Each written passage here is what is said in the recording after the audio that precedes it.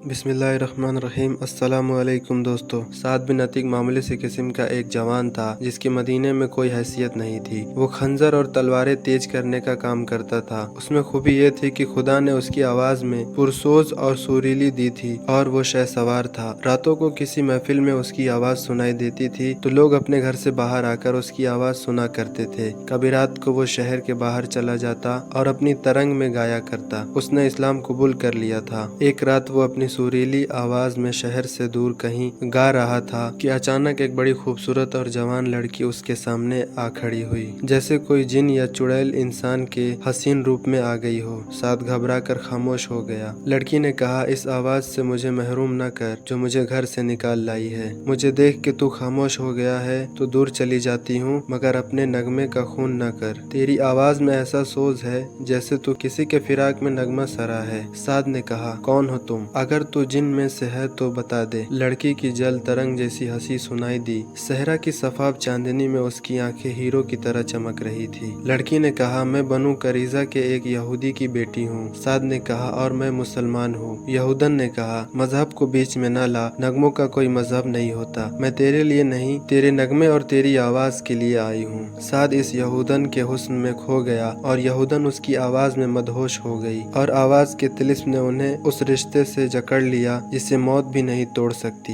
उसके बाद भी वो मिले, वो एक दूसरे के कैदी हो गए। एक रोज यहूदन ने उससे कहा कि साद, अगर तुम कबूल करते हो तो मैं तुम्हारे पास आ जाऊंगी और इस्लाम कबूल कर लूंगी। इस पर साद का कोई जवाब न था। 2-3 रोज ही गुजरे थे कि मदीना मुहासरे में आ गया। साद बिन अतीक का काम बढ़ गया। उसके पास तलवारें, खंजर और बर्छियों की अन्नियां तेज करवाने वालों का हुजूम रहने लगा। वो रातों को भी काम करता था। एक रात यहूदन अपने बाप की तलवारें उठाकर उसके पास आ गई। यहूदन ने कहा, तलवार तेज कराने के बहाने आई हूँ। आज ही रात यहाँ से निकलो वरना हम कभी नहीं मिल सकेंगे। साद ने कहा, क्या हो गया? यहूदन ने बताया, परसों शाम मेरे बाप ने मुझे कहा कि कबीले के सरदार काब बिन असद को मेरी जरूरत है। बाप ने यूही बिन खतब का भी नाम लिया था। मैं काब के घर चली गई। वहाँ यूही के अलावा 2 और आदमी भी बैठे थे। वो इस तरह की बातें कर रहे थे कि मुसलमानों के आखिरी दिन आ गए हैं। काब बिन असद, यूही बिन खतब और कुरैश के दरमियान इस लड़की की मौजूदगी में मुआहदा हुआ और मुसलमानों पर अकब से हमलों का मंसूबत तय हुआ। इस यहूदन को रात भर काब के पास ही गुजारनी पड़ी। सुबह वो अपने घर आई। उसे मुसलमानों के साथ कोई दिलचस्पी नहीं थी। उसकी दिलचस्पियां साद के साथ थी। उसके कानों में भी वो बात पड़ी थी कि काब उसे बीवी या दाश्ता की हैसियत में अपने पास रख लेगा। साद बिन अतीक इस यहूदन की मोहब्बत को तो भूल ही गया। उसने यहूदन को घर भेज दिया और एक बुजुर्ग मुसलमान को बताया कि काब बिन असद ने यूही के कहने पर कुरैश के साथ मुआहदा कर लिया है। इस बुजुर्ग ने ये इत्तिला ऊपर पहुंचा दी और रसूल अकरम सल्लल्लाहु ताला अलैहि वसल्लम को बताया गया कि अबू करीजा ने बनु कैनकाहा और बनु नजीर की तरह अपना मुआहदा तोड़ दिया है। आप सल्लल्लाहु ताला अलैहि वसल्लम ने काब बिन असद के खिलाफ कोई कार्रवाई करने से पहले ये यकीन कर लेना जरूरी समझा कि बनु करीजा ने वाकई कुरैश के साथ मुआहदा किया है। अल्लाह अपने नाम लेवा बंदों की मदद करता है। उसके फौरन बाद एक ऐसा वाकया हो गया जिससे तस्दीक हो गया कि बनु करीजा और कुरैश के दरमियान खतरनाक मुआहदा हुआ है। वाकया यूँ हुआ, औरतें और बच्चों को शहर के उन मकानों और छोटे छोटे किलों में मुंतकिल कर दिया गया था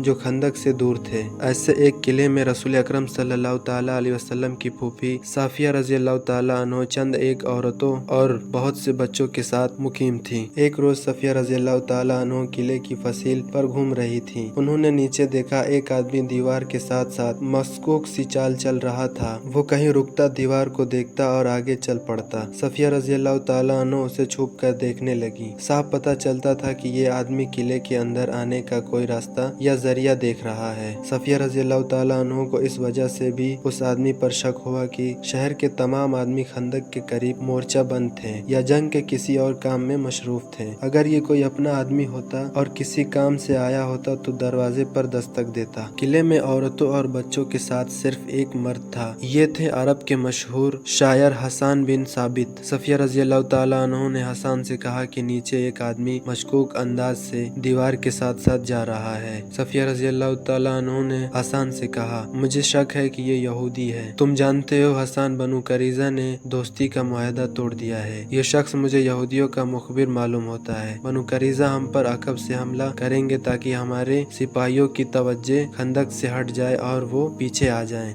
यहूदी के पास हमारे सिपाहियों को मोर्चे से निकाल कर पीछे लाने का ये तरीका करामत होगा कि वो इस किलों पर हमला शुरू कर दें जिनमें औरतों और बच्चे हैं। नीचे जाओ हसन, अल्लाह तुम्हारा निगहबान हो। उस शख्स को ललकारो, अगर वो कोई यहूदी हो तो उसे कत्ल कर दो। ख्याल रखना कि उसके हाथ में बर्छी है और उसके पास तलवार भी होगी। हसन शायर ने कहा, ऐ अजीम खातून, क्या आप नहीं जानती कि मैं शायर हूँ जो जोश दिला सकता हूँ, जोश में आ नहीं सकता। शायर से तवक्को न रखो कि वो उस आदमी के मुकाबले में जाएगा जो इतनी दिलेरी से किले तक आ गया है। अरब के अजीम शायर का ये जवाब सुनकर रसूल अकरम सल्लल्लाहु तआला अलैहि वसल्लम की फूफी सफिया रज़ियल्लाहु तआला अन्हा ने उसे कहर की नजरों से देखा और ऐसे तेश में आ गई, खुद इस मशकूक आदमी को पकड़ने या मारने के लिए चल पड़ी। लेकिन ये ना देखा कि एक मुसल्ले मर्द के मुकाबले में जाते हुए उनके हाथ में कौन सा हथियार है। वो जल्दी में जो हथियार लेकर आई वो बर्छी नहीं थी और न ही तलवार थी, वो एक डंडा था। सफिया रज़ियल्लाहु तआला अन्हा दौड़ती बाहर निकली और उस मशकूक आदमी के पीछे जाकर जो दीवार के साथ एक और जगह खड़ा ऊपर देख रहा था, सफिया रज़ियल्लाहु तआला अन्हा ने उसे ललकार कर कहा, कौन हो तुम? मशकूक आदमी ने बिदक कर पीछे देखा। अगर वो किसी गलत नीयत से न आया होता तो उसका अंदाज कुछ और होता, मगर उसने बर्छी तान ली। सफिया रज़ियल्लाहु तआला अन्हा ने उसका चेहरा देखा तो कोई शक न रहा, वो यहूदी था और वो बनु करीजा का ही आदमी था। उसे यकीन था कि एक औरत और वो भी एक डंडा से मुसल्ले उसका कुछ नहीं बिगाड़ सकेगी। सफिया रज़ियल्लाहु तआला अन्हा ने ललकार कर कहा, तुम पर खुदा की लानत हो, क्या तू बनु करीजा का मुखबिर नहीं है? यहूदी ने कहा, हाँ मैं बनु करीजा का ही आदमी हूँ। मोहम्मद सल्लल्लाहु तआला अलैहि वसल्लम की फूफी, यहाँ से चली जा, क्या तू मेरे हाथों मरने आई है? सफिया रज़ियल्लाहु तआला अन्हा ने कहा, फिर तो तू यहाँ से जिंदा नहीं जाएगा। यहूदी ने कहकहा लगाया और बढ़कर बर्छी मारी। जिस तेजी से बर्छी आई थी उससे ज्यादा तेजी से सफिया रज़ियल्लाहु तआला अन्हा एक तरफ हो गई। यहूदी का वो वार खाली गया तो वो संभल न सका, वो आगे को झुका और अपने बढ़ते हुए कदमों को रोक न सका। सफिया रज़ियल्लाहु तआला अन्हा ने पूरी ताकत से उसके सर पर डंडा मारा। एक औरत के बाजू में खुदा का कहर आ गया था। यहूदी रुककर सीधा हुआ लेकिन उसका सर डोलने लगा। सफिया रज़ियल्लाहु तआला अन्हा ने उसे संभलने का मौका न दिया और उसके सर पर पहले से ज्यादा जोर से डंडा मारा। अब यहूदी खड़ा न रह सका, उसके हाथ से बर्छी गिरी, फिर उसके घुटने जमीन से लगे। सफिया रज़ियल्लाहु तआला अन्हा ने उसके सर पर एक और डंडा मारा। वो जब बेहोश होकर लुढ़क गया, सफिया रज़ियल्लाहु तआला अन्हा ने उसके सर पर ही डंडा मारती चली गई जैसे जहरीली नाग का सर कुचल रही हो। सफिया रज़ियल्लाहु तआला अन्हा ने उस वक्त हाथ रोका जब यहूदी की खोपड़ी कुचल गई और उसका जिस्म बेहिस हो गया। सफिया रज़ियल्लाहु तआला अन्हा किले में चली गई। सफिया रज़ियल्लाहु तआला अन्हा ने शायर हसन से कहा, हसन मैं वो काम कर आई जो तुम्हें करना था, अब जाओ और उस यहूदी के हथियार उठा लाओ और उसके कपड़ों के अंदर देखो, जो कुछ भी है वो भी ले आओ। मैं औरत हूँ, किसी मर्द के कपड़ों के अंदर हाथ डालना एक औरत के लिए मुनासिब नहीं। चाहो तो ये माले गनीमत तुम ले सकते हो, मुझे इसकी कोई जरूरत नहीं। हसन ने शायरों की मुस्कुराहट से कहा, अल्लाह आपकी असमत व हिफत की हिफाजत करे, माले गनीमत की जरूरत मुझे भी नहीं। और हसन वहाँ से खिसक गया। वो शायद ये कहना चाहता था कि उसमें इतनी हिम्मत नहीं कि कुचली हुई खोपड़ी वाली लाश को हाथ लगाए। ये खबर रसूल अकरम सल्लल्लाहु तआला अलैहि वसल्लम तक पहुंची तो आप सल्लल्लाहु तआला अलैहि वसल्लम को परेशानी हुई। शहर में खुराक की कैफियत यहाँ तक पहुँच गई थी कि हर फर्द को उसकी असल जरूरत की सिर्फ 1/4 खुराक मिलती थी। रसूल अकरम सल्लल्लाहु तआला अलैहि वसल्लम ने खुदाए जुल जलाल से मदद मांगी और कोई हिकमत अमली सोचने लगे।